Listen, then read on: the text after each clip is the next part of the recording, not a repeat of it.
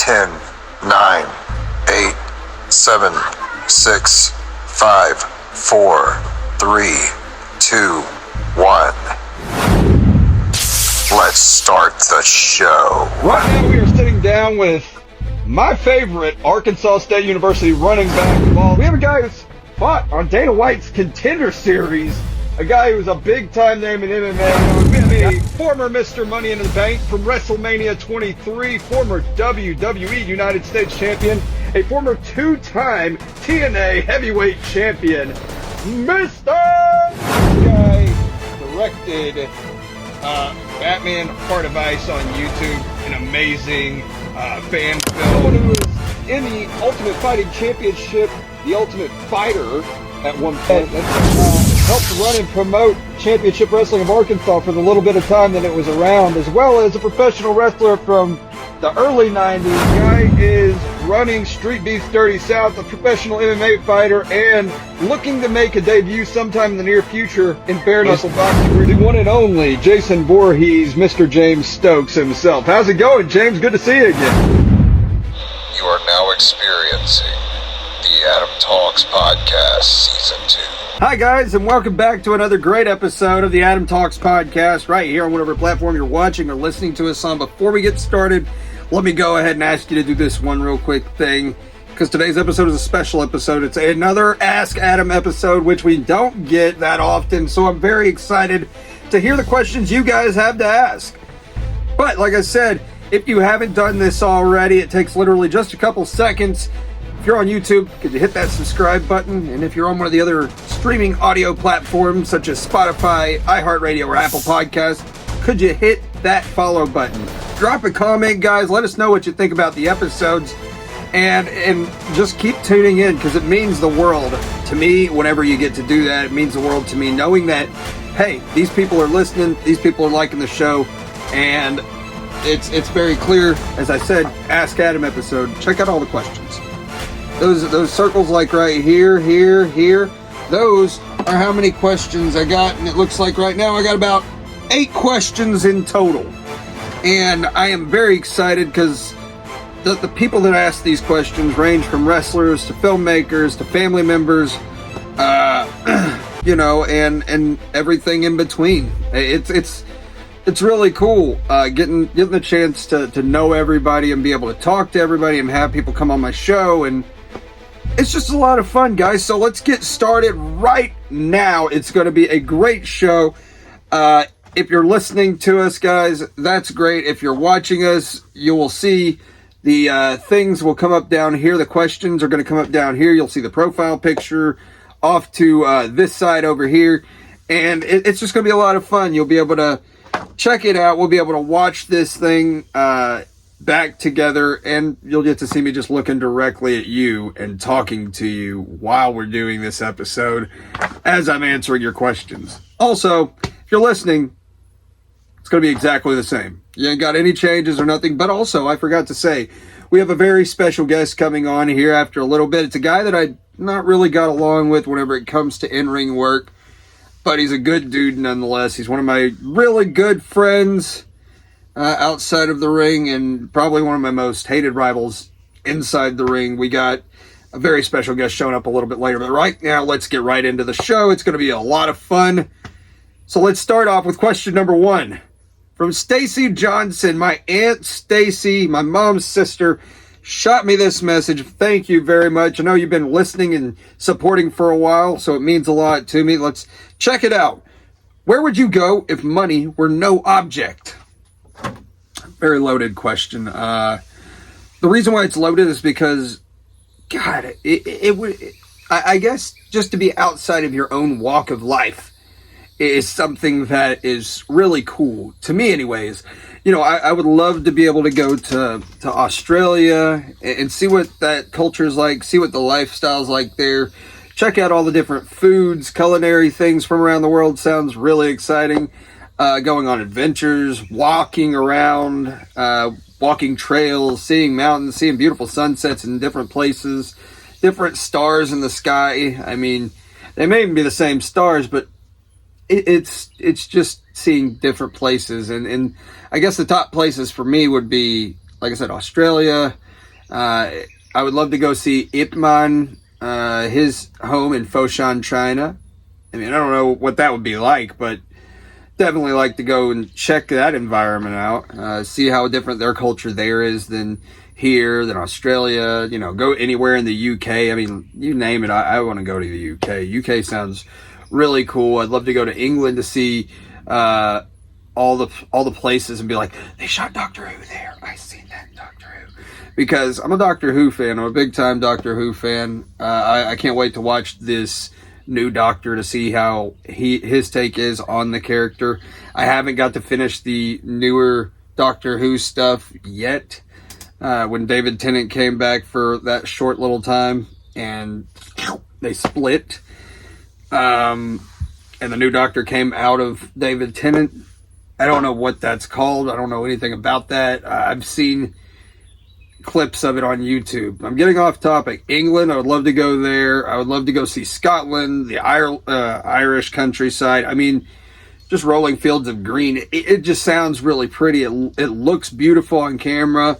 You know, Paris, Italy. I mean, Rome, Greece. There are so many places that would be really cool to see, you know. Places closer to home like Canada, Hawaii. I would love to go either of those places because I've never gone there. So if money were no object, there's a bunch of different places that I'd like to go. I think it's mostly just wanting to see what different people's, lifestyles are like, and see how different the culture is in different places, to see how people interact, and to see how, I don't know, stars and sunsets and sunrises in different locations. I think that's the cool thing, you know. And I'd want to be able to bring my family with me, or my fiance with me, even if it was a summertime thing and I had the kids for that week. Yeah, definitely would bring my whole family to one of those places just to experience that with them, to be able to feel the love from them, the astonishment from them, as well as from me being able to see and experience any of these things, because it would be a lot of fun, if I'm being honest. I mean, I would have a ball. If money were no object, those are the places that I think that I would definitely love to go and experience. Australia, Foshan, China, well, Hong Kong, China. I mean, wherever. Anywhere, really, just to see what it's like. Amsterdam. Yeah, man, I could think of so many different places for different reasons. It'd just be a lot, you know.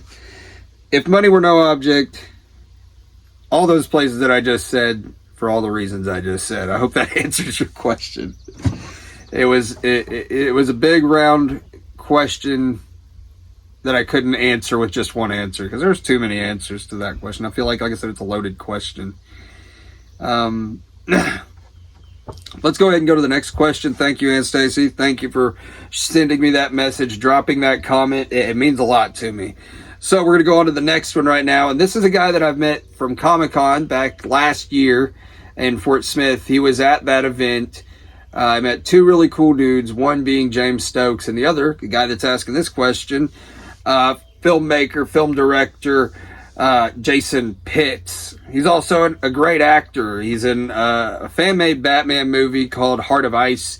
If you have not watched it, you need to go check it out. DW Productions.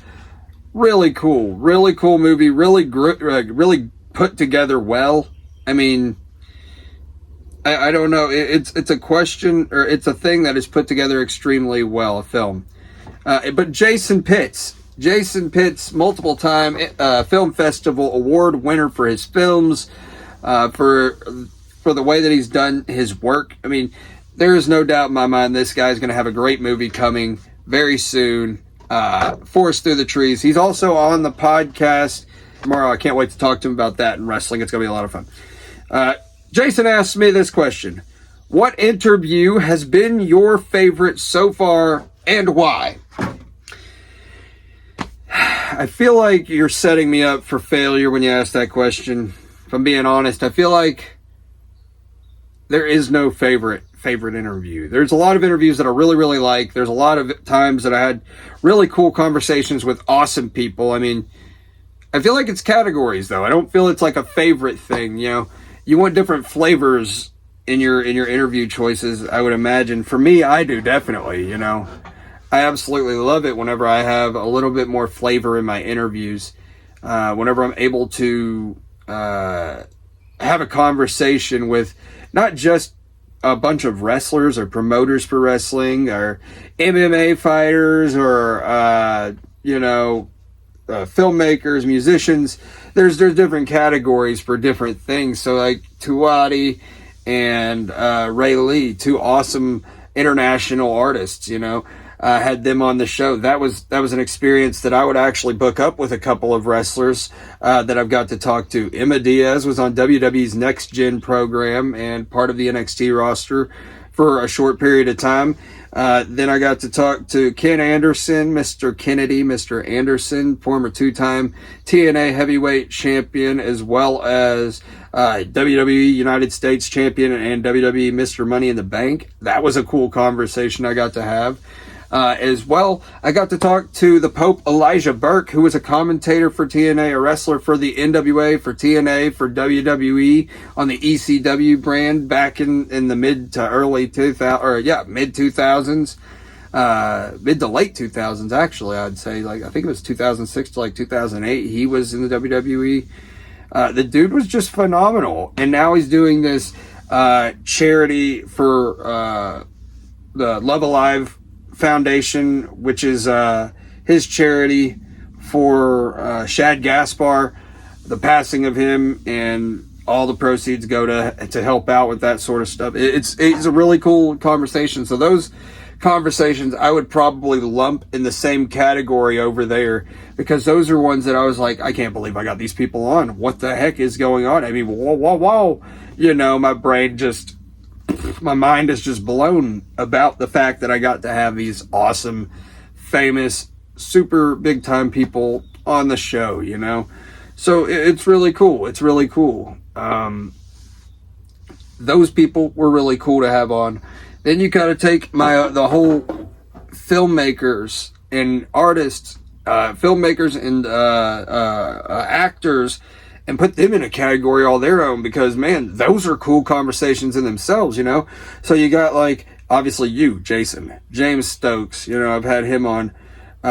Samantha Shaw came on the Christmas special for a little bit. I've had Will Reed on the show. I've had Marilyn Knapp on the show. I've had, oh my gosh, who all? I've had my friends Jesse and Mike both on the show.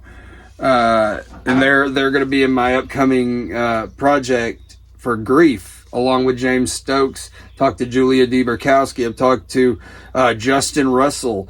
I mean, I've had so many really awesome artists come on this show. And I call you artists because, man, you paint the picture of these characters to us. Whether you're the director, whether you're the actor, it doesn't matter. You guys paint this full picture, and it's wonderful. It's something that I'm always super excited to have on. Then you got all the athletes that we've had on. That includes local pro wrestlers, local MMA fighters. That includes the coach that I had on, Coach Tommy Gillerin of the Lake Hamilton Wolves. That includes Reggie Arnold, the number 2 all-time leading rusher for Arkansas State University in its history. My brother was on. I consider him an athlete as well in that category. I've had a bunch of different people on the show, and it's always really cool being able to have these different classes and categories of people. You know, I can't say that I have a favorite interview, like one solid, this is the one. I can't say that I have that interview yet, and I'm not going to say that it's going to come or it's not going to come. You know, I think that there's a lot of big opportunities coming down the pipeline, and I can't wait to explore those opportunities at some point. But right now, I think the why, as far as categorizing with those different groups, you know, I think they're just different things, you know. I never expected to have international guests on. I never expected to have former WWE wrestlers coming on this show and talking to me about their career. I never expected to have any of that. Also, I never thought that I would be able to talk to all these different actors and actresses and filmmakers. You know, it's so different. Being able to talk to these people. The thought is always, you know, if I could say anything or ask anything to these people, what would I ask? And you don't know until you're at the conversation, you know. Sometimes you'll write notes down, and I did that for a little bit in the beginning, but I feel like it's a lot easier just to feel a conversation out and to try to ask the questions that you have in your heart, that you have in your head, you know. And it's not like I have a favorite. It's like they're categorized. So it's a different one for a different day. I may like these better than these on this day. I may like these better than these on this day. I mean, the classics are always really good. Before we had a video platform that we were able to use, I always liked those episodes as well. So that's kind of in a roundabout way my answer. I don't have favorite interviews like of all time or anything. I have favorite interviews on the week, on the month, whenever I'm feeling like it. You know, I may go back and listen to an old James Stokes one, like the first one I did with him, to get some motivation at some point. I may go back and listen to that first one with you, Jason, to check out how to go about doing certain things when it comes to film, or if I need some advice on it without having to get a hold of you, I could just go back and listen to that episode and hear the advice that you've given me, you know. I love the ones with my daughters on them. There's just a whole bunch of different episodes that are good for different times, different days. So that's kind of my answer on that one. The next question that we have is actually several questions that I'm going to try to get through pretty quickly. It's questions that my brother sent me. Alex, you are a good dude. You're a dude that I would go in the trenches with, man. My brother, 3 years younger, way taller and bigger than me. So Alex asks me this, and I'm just going to go one by one. Who are some of the people that you want to get on the show? I've got a list right now of names that I have to have money to get on the show. I have to have, or a certain amount of a following. And if you haven't checked it out, go check out the sponsorship opportunities on the Facebook page. It's super easy. It's one solid price, $50 a month, to get your business advertised, to get more things happening for your business. We will advertise your business each and every episode, plus many more perks, and it's only $50 a month. It's less than $100 a month. It's a really good idea if you haven't checked it out, and there's a little ad for that. But people I want to get on the show, I've been in contact with several names, but the people that I have not actually been in contact with that I'd love to have on the show, you know, there's always the big names that you want from WWE or AEW or whatever, you know, you'd love to have on, or TNA, and it's just way wild. But even more than that, I'd love to have Joel McHale on. I'd love to have Ken Jeong on. I'd love to have anybody from the community cast on and talk to them about the show and to tell stories, you know, because I was a big fan of the Darkest Timeline podcast, and you know, Joel and Ken Jeong, Joel McHale and Ken Jeong did an awesome job on that show, bringing people on and having a lot of fun.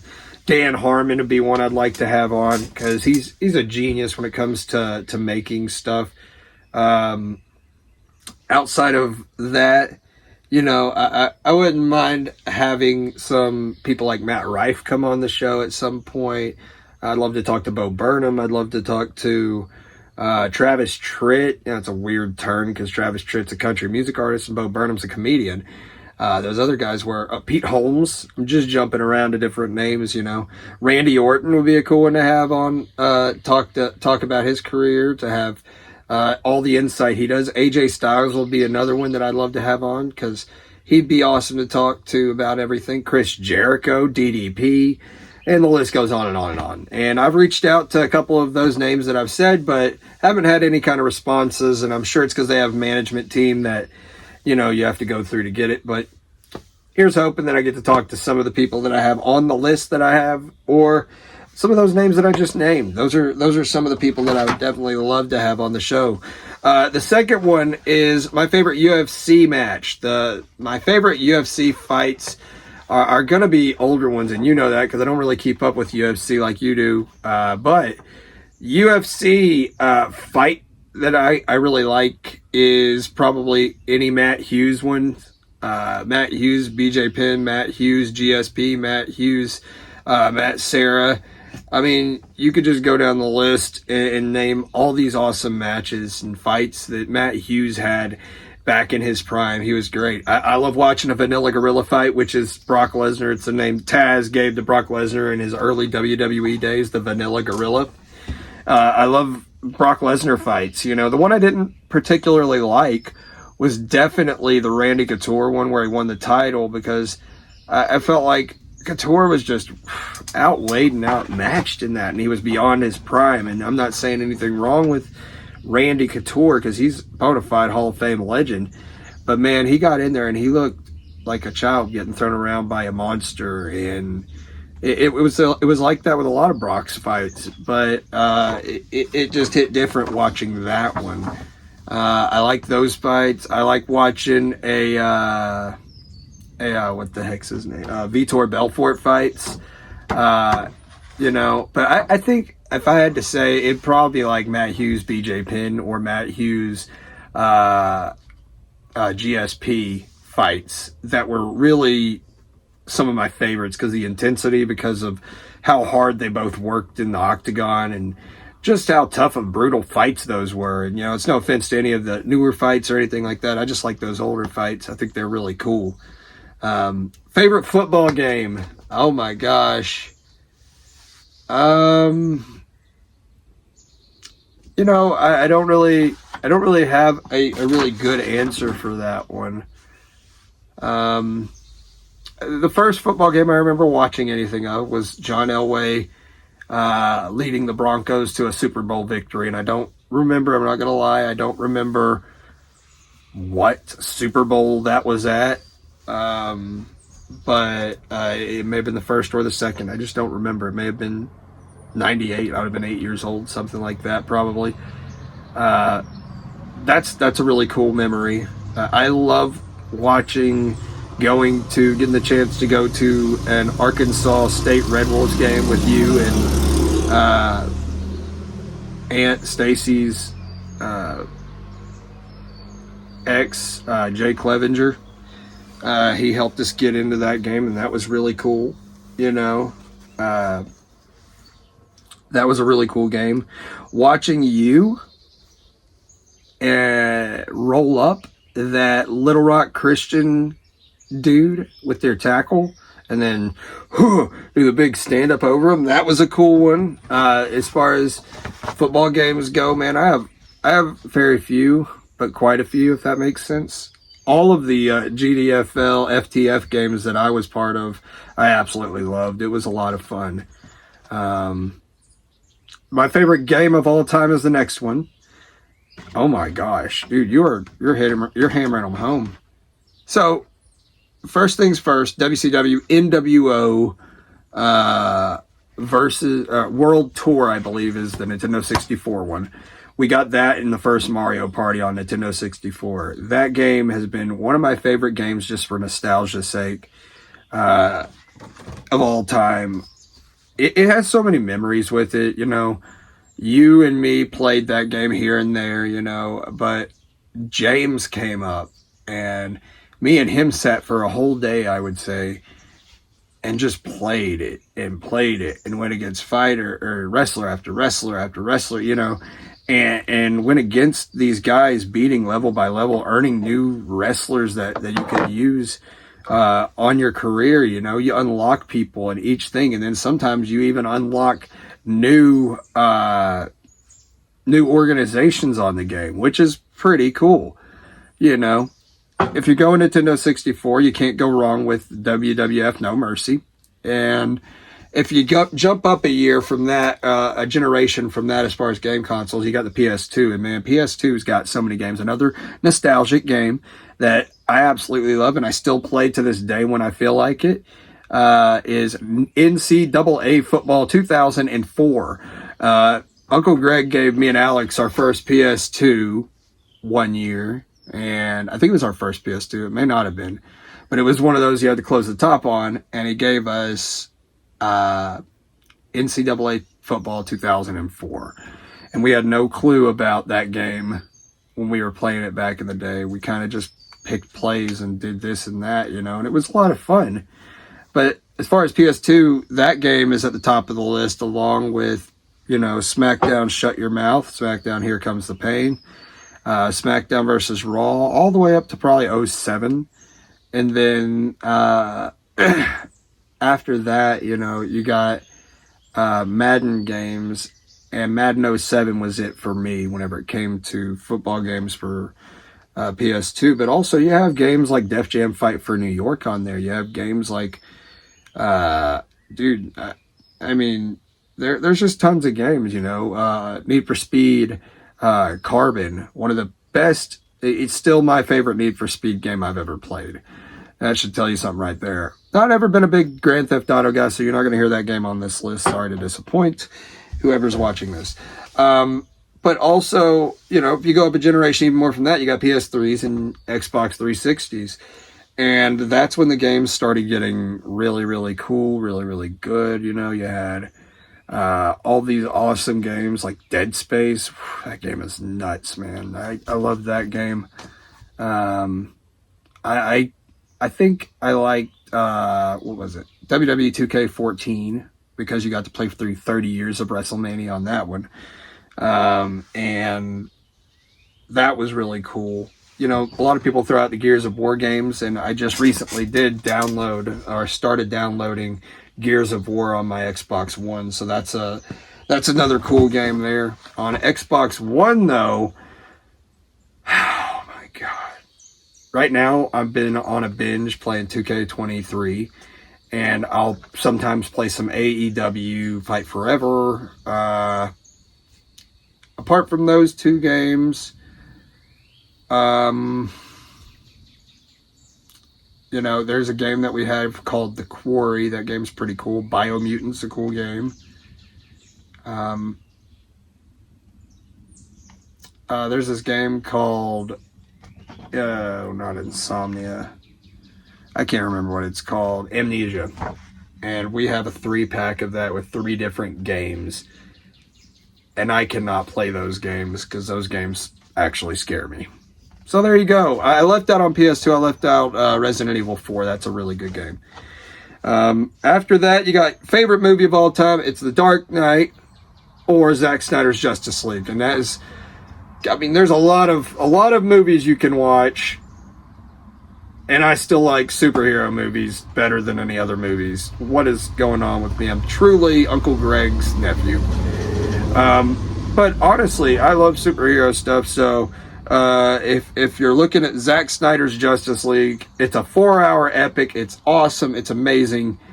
Gotta watch it. And The Dark Knight just was revolutionary for its time. There's a bunch of other movies that I really like, but those are probably up there with top tier movies. And I've watched a lot of different movies. Recently, I watched Back to the Future for the first time, and Back to the Future 2. I haven't watched the third one yet, but I've watched the first 2, so there you go. And my favorite TV show, come on, you could say it with me if you've watched it enough, if you've heard the names I said on people I want to get on here, Community. My favorite show of all time, bar none. There's no show that I could watch and rewatch. I've watched the full series 5-6 times probably, if not more. And that's just because I love that show. It's such good writing, such good character building, the callbacks, just everything was just outstanding in it. So I hope that helps. I hope that helps with the question, Alex, that you were asking me. The next question we have is from the man himself, the investment, Dre Sean Prince. He asks, who is my dream opponent from Arkansas to wrestle? Dude, dream opponent from Arkansas. Oh my God. I haven't even thought about it. I'd love to mix it up with you. DJ Hall would be a cool one to mix it up with once he gets healthy. Alexander Gold, I hear, is a really awesome person to be in the ring with. Love to mix it up with him. Draven Morrow scares the hell out of me, so I'd love to have a real chicken shit performance against him. Troy Twain would be a cool one to wrestle with. But as far as opponents go, I'd go against Troy Twain. I'd go against anybody they put me against. I'd just be kind of terrified at some points, facing the modern day monsters or Buddy Badcock or Chris Pierce, man. Those guys are huge, man. They would hurt me, I'm sure. But not in a bad way, just those names are some of the names that really stick out, whenever it comes to facing off against you, man. You've got, and yeah, this is me blowing smoke, but being 100 as well, because you're one of the most talented wrestlers in the state of Arkansas, as far as I'm concerned. Your athletic ability, your ability to sell, the way you can talk and work a crowd really well. It would just be really an honor to be in the ring with any of the names that I've said, including you, And you got Troy Twain, dude's just on another level right now, doing really, really stellar work.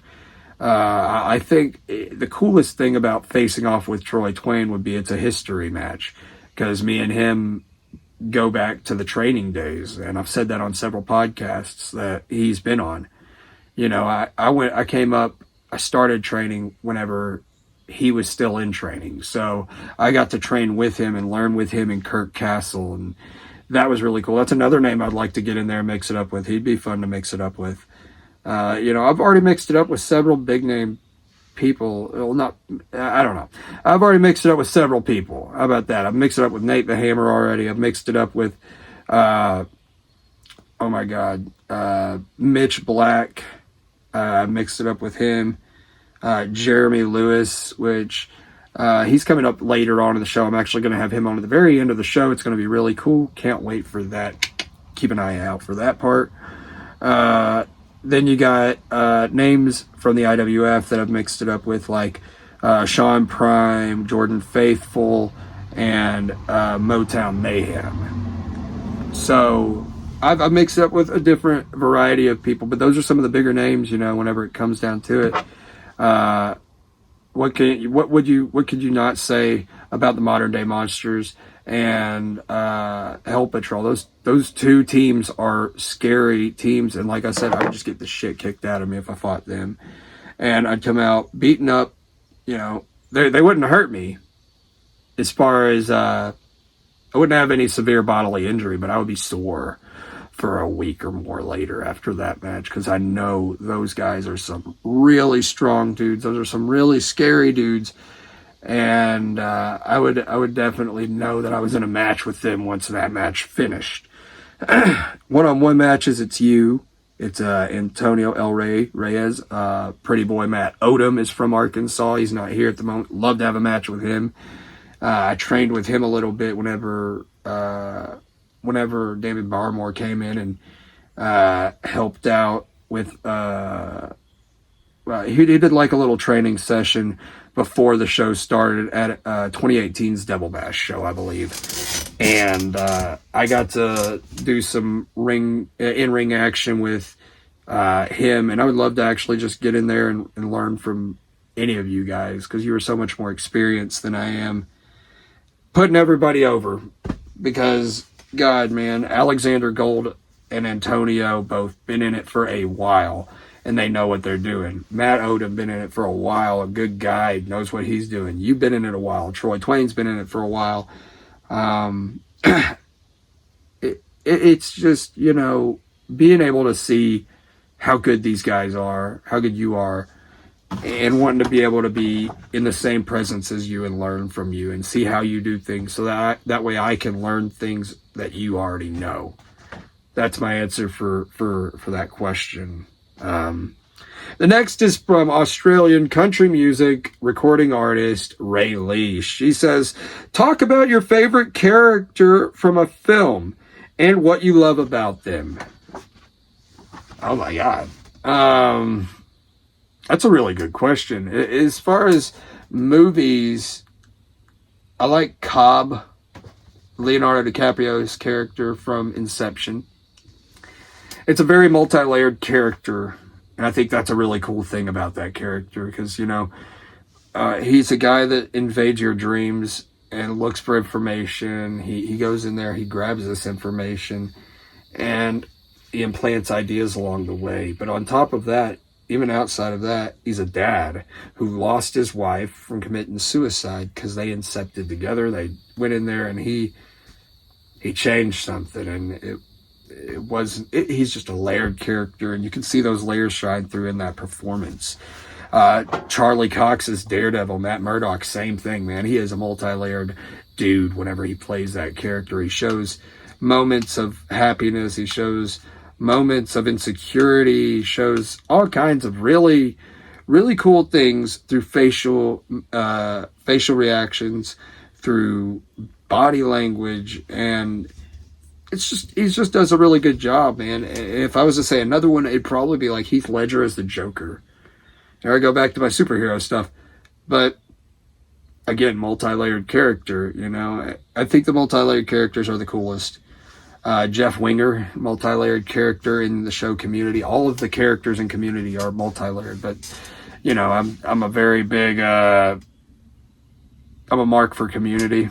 If you're a wrestler or a wrestling fan, you know what that means. I love the show Community. It is so good. You can watch it on Peacock. You can watch it, I believe, still on Netflix. I may be wrong. I think it's on Hulu still. But they're working on a Community movie, so I'm really excited for that. Favorite character of all time. Man, this is going to go out on a limb. I'm gonna say Abed Nadir on Community. He's got Asperger's disease.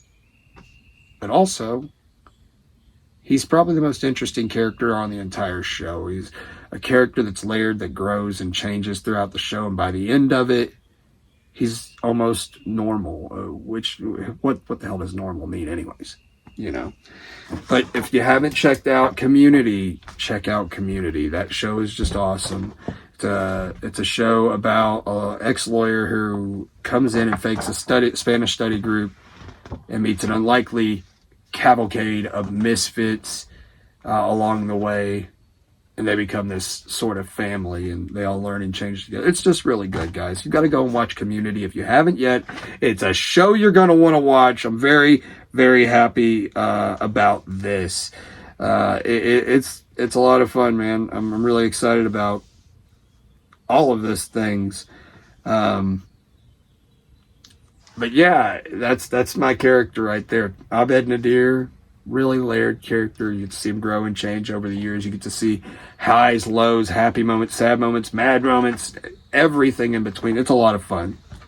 The next question is from A1 James Troy. We've had him on the show several times. I mentioned his name on the Dre Sean thing, Mr. Troy Twain.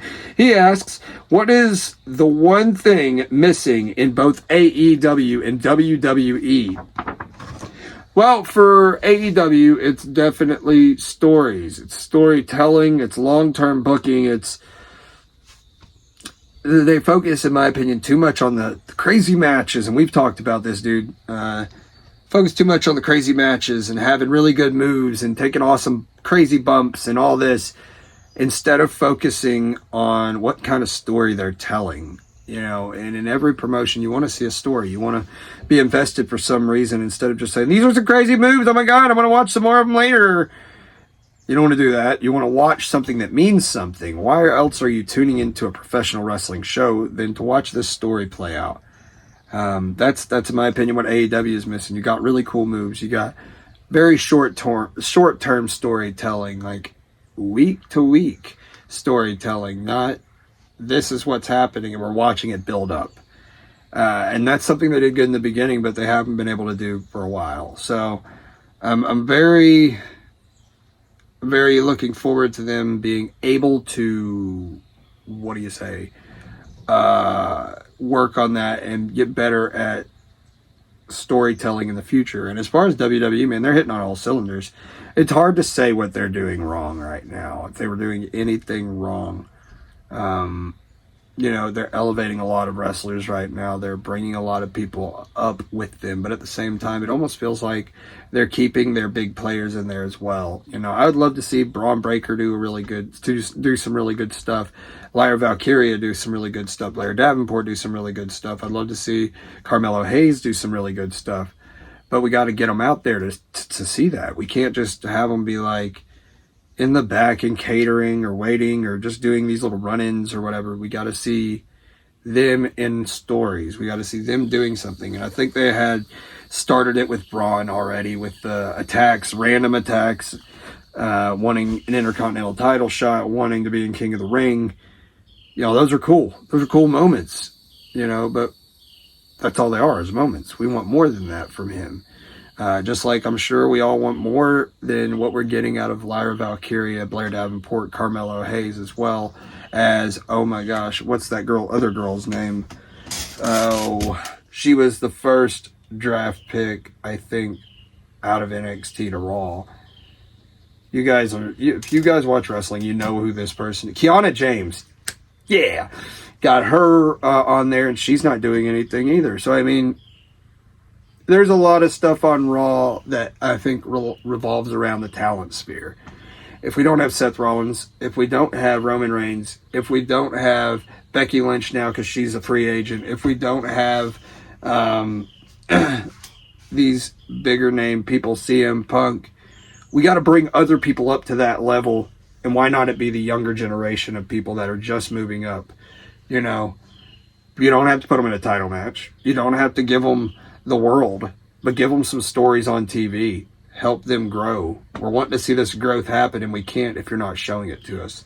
So those are the things I think are the problem in WWE, or what they're doing wrong, or what's missing in them.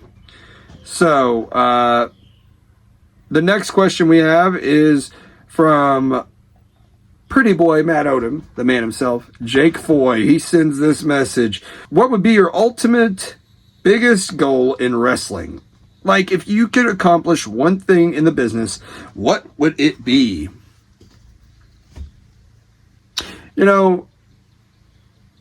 If I could accomplish one thing in wrestling, what would it be? I think the thing that I would like to accomplish is to have my promotion up and running as a professional wrestling promotion, Spa City Championship Wrestling. And I would love to be able to do that. I'd love to be able to have the best wrestling in the Spa City and be able to help other promotions grow. I'd love to be able to have Spa City Championship Wrestling be open and be able to have a place for younger talent to come and learn, and to have some younger dudes in there, like the way I am, the way Jeremy Lewis is, Adam Shepard, and so on. I want to bring the younger people in the business together and kind of even do a developmental sort of promotion for the Vapors Championship Wrestling, for South Central Wrestling, for whatever promotions would be willing to come and check our talent out. I'm sure there's always new people wanting to come in and wrestle, wanting to hone their craft, wanting to do better. And I would love to be able to have that kind of an environment for these guys, somewhere they can come and not feel worried because they're around the same level of talent. And of course, I'd want to have bigger names in there. I'd want to have the Drayshons in there, the Troy Twains in there. I'd want to have the bigger names like the Alexander Golds, or Bad News Buster James, if you will, the Kurt Castles. I want to have these bigger names in there. But I also want the promotion to be something different than we've seen around here. We have the bar scene covered with VCW at Boogie's. We have the Mountain Pine area covered with South Central Wrestling. And then wherever I'm able to establish myself, we'd have that area covered with Spa City Championship Wrestling. I want to be able to run a good promotion. I want to be able to have my promotion thrive in the city of Hot Springs. And I don't plan on giving this dream up, this goal up. Even if I can't wrestle after a little while, if I have to stop, or if there's a reason, for whatever reason, I take a leave away or whatever.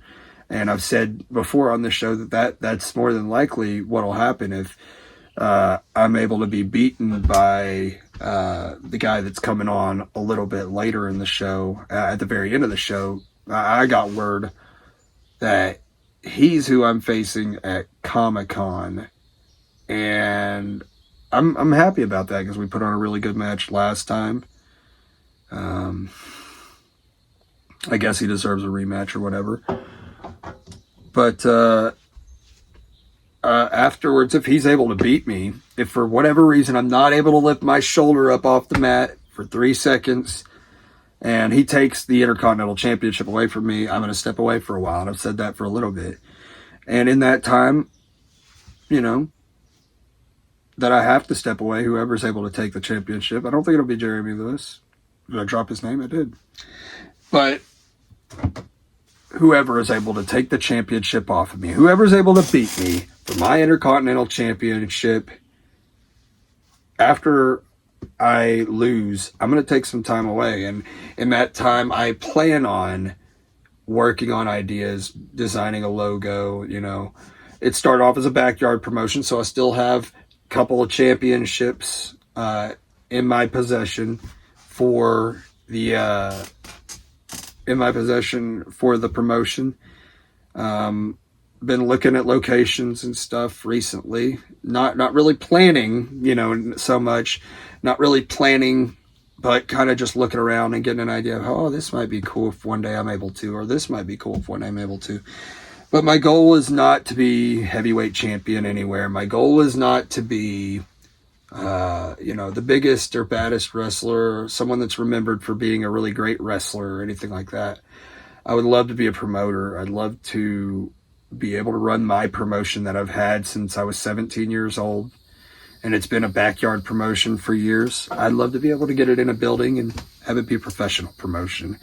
That way it's legitimate. That way it's not people walking around and going, oh, what's this? Oh, they're just some kids in the backyard. They're just some people wrestling outside or whatever. And you could call it outdoor live entertainment all you want, but it's backyard wrestling at the end of the day. And I don't really want to be a backyard wrestler. I want to be a professional wrestler. I want to be a professional wrestling promoter more than anything, though, because I'm creative and I love making stories. I love writing stories out and having plans for what's going to happen, you know. I love doing that with the promotion. I love interacting with people and being able to talk to them and have an awesome conversation such as I'm doing with everybody on the show. You know, I love to be able to talk about their character and work with them on it. And if it is a younger generation that's going to be coming into the promotion after I'm hopefully maybe one day able to bring it back up, if I'm having these younger guys that haven't been wrestling for a super long amount of time, you know, that would be great to help out, you know, help them out with promo skills, to be able to help them out with finding their character and get them to the point where they want to be performing in front of people just like all of us want to be, you know. I would absolutely love to be able to have Spa City Championship Wrestling up and running at some point. So that's my goal. That's my biggest wrestling dream goal, is to have Spa City Championship Wrestling become an actual professional wrestling promotion. And we'll see how that works out. Now, the final question before I bring my guest on is Kane. Coach Kane. Kane Irie. The guy is amazing. He's awesome. He helps out a lot. And he said, "Hi, Adam. This is Kane. I don't know when I can do your show with you here, but I would be honored. I know Alex good, and we met once, I think, playing flag football, I think. But I would be honored to do a show with you." Kane, dude, all you got to do is ask, and we will get you on at some point. We get you figured out as far as a date, and it's super simple. I'll send you a link like I do to every guest, and you follow that link, jump on the show, and we sit here and talk for 30 minutes, an hour, however long you want to do it, buddy. And I would be honored to have you on, man, because you're a really cool dude, and I know that much about you. I know that you're a great dude, and probably have a bunch of different stories, you know. Talk about Georgia football, talk about Arkansas Razorback football, Lakeside football. We could talk about all kinds of stuff, buddy, and I would love to have you on. So just shoot me a message. Again, we will continue our conversation that we've been having about getting you on, and it'll be a great time. But right now, guys, it is time to have the guest himself on, the man, Jeremy Lewis. Jeremy Lewis. How's it going, dude? Hey, it's going great. What's up? I hope you've had fun answering questions. Dude, look at this. Look at all these. Look at all these questions. Every big circle that you see are questions. Uh-huh. So I had 8 total, including the one that you sent to me. But, I talked to you and you thought, hey, why don't I just come on the show for a little bit and I can ask whatever questions? And I was like, sure, why not, dude? Yeah, I got like 2 or 3. Okay, cool. Yeah, shoot them off, buddy. All right. So, the first question is, dealing with your daughters and stuff like that. How's it been with your daughters? Having fun, enjoying? Not too long ago, I remember you doing a podcast with your daughters and whatnot. So. Yeah. Yeah, I've been telling them I want to get them back on the show. That would be a lot of fun to have both of them on the show. Like, could you imagine I was sitting in this studio and I had them both right here and we were just doing the show together and stuff? That would be really cool, I think. Yeah. So we may end up doing something like that. Oh, we had a great time doing that, and they've been having a good time. Right now they're with their grandparents, so I'm out here doing this podcast, and Lindsay's relaxing, watching TV inside and whatnot. So we're just having a good time. They've been having a good time, doing good. Lily is almost an adult. Well, at least she thinks that she is. She's 13, so you know how that works. And then dude, I remember when I turned 13. Drank coffee for the first time. You drank coffee for the first time at 13? Oh, yeah. Man. Michael's like, you're an adult now. Drink coffee.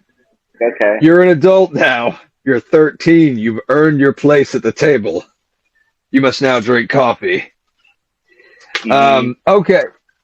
So, yeah, we've had a lot of fun, man. The girls, they're doing really well and everything. I'm moving my face over to the other side of the screen.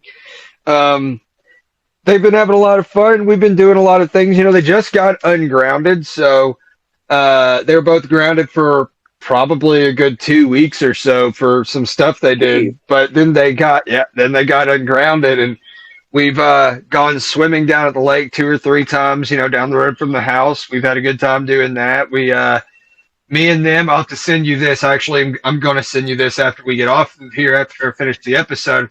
If I can remember to, I'm going to send you this video I did of the girls where Bella has super speed, and she puts like sunglasses on Lily and a hat, and like she turns the sunglasses over and runs off, and then Lily comes back into normal speed and she takes them off. She's like, what happened? How did this get on me? I'm going to call you back, because she started talking on the phone with somebody as this stuff right before. She said, yeah.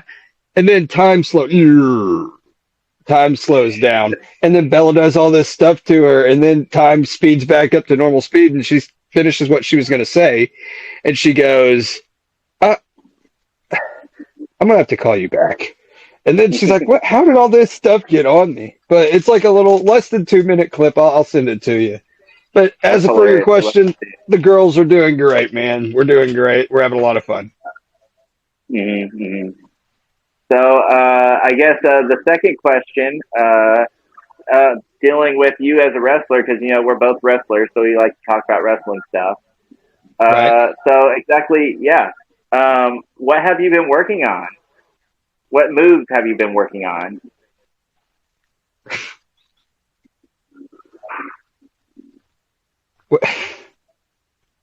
What did you just ask me? Well, okay, hold on. There's a little bit of static and stuff like that. So I was saying, what wrestling moves have you been working on recently? Because we're both wrestlers and we like to talk about wrestling stuff. That's exactly what I thought you asked. Let me ask, who do you have in your next match, man? Real quick, before I answer that question. Well, I know I'm wrestling for the IWF in July. I was hoping it'd probably be you, but I know that I have a 3-man match as well. Okay. So your question was, what have I been working on? And you're going to be facing off with me in your next match, potentially. Mm-hmm. Why would I tell you what I've been working on, man? What the hell kind of question is that? Well, I mean, just we've been improving over the years, so I wanted to know what moves. Like I've been working on a lot of holds and grapple techniques. Right. Yeah, I get that. I get that, man. But are you stupid or something? Why would I tell you what I've been working on if I'm facing you in the next match? You want to try to figure out what I'm doing or something? You're going to try to use what I give you here against me? No, I mean, I thought we were past this stuff, dude. Trying to figure out what... We've been wrestling since 2020, something like that. We've been fighting each other. You remember what that all started from, right? No. Really? I mean, I guess it wasn't as big a deal. Kicked me. I remember that. I guess it wasn't as big a deal to you as it was to me. I mean, you said some story about you needed to leave to prove this was Spa City Championship Wrestling in the backyard, wrestling on the hardwood and the dirt, and you said, I need to go and prove to myself that I'm worthy or some... I don't remember the crap you spouted off at me, man, but you didn't have to do that. You were already by my side. I had already handpicked you as the guy whenever I called you to help me beat Hardcore Hayden in a match in 2016. You were there the whole time. You were there by my side. We fought freaking Wayne McNeil Enterprises together. And then you left. And after you left, guess what? I started spiraling because I was used to having my friend there. I was used to having you by my side. And where'd you go? You just left. I don't guess I ever voiced this to you directly, but you broke my heart, dude. What the hell? You left. I don't get it. We've been recording for a long time. I've been on your podcast several times, and I've never had this sort of animosity towards me. We're friends. We've been cool for a long time. Yeah, no. Doesn't make sense to me. You've never done that. Even in those days, you didn't do any of this shit asking me what the hell I've learned. What new stuff have I learned?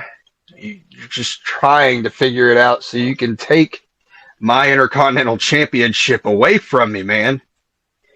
You didn't beat me for it the first time in December, and now you're trying to take it from me now. The reason all of our other conversations went fine is because we didn't have anything in that conversation before. We were talking about the past, stuff behind us. We were not talking about any wrestling currently. Most of the time we were talking about our favorite wrestlers, or we were talking about, nerd stuff. But today you want to bring the business me and you are both part of into this, in a conversation that I thought was just chill and relax. And then you asked me that question. You even repeated yourself. I didn't think it was a bad question. I was just, I was trying to, be a friend and talk about. Let me ask you a question. Let me ask you a question. All right, you asked me a very invading question about what I've learned in wrestling recently. Let me just ask you a question that I think people may want to know the answer to. How many matches have you won this year? Huh? Who all have you beat? You know the answer to that, Adam. I can count losses on my hands.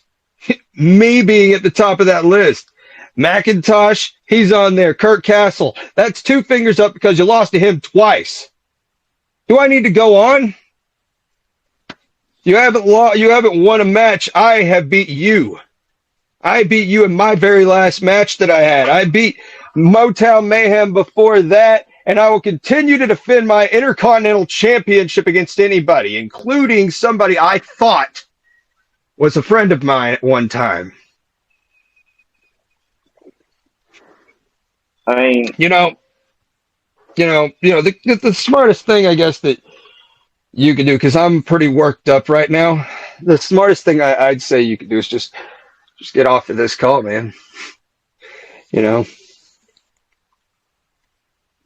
oh, okay. I mean, if that's what you want.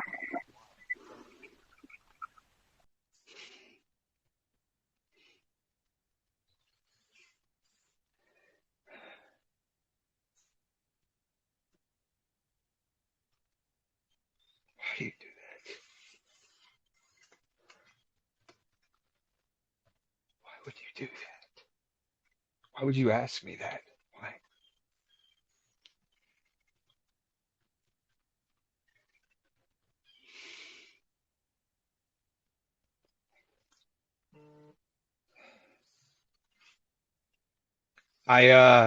Sorry about the outburst.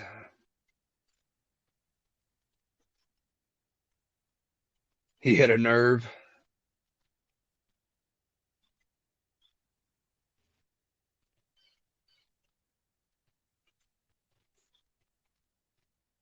Thank you for joining me on this episode of Ask Adam edition of the Adam Talks podcast. It's been great to have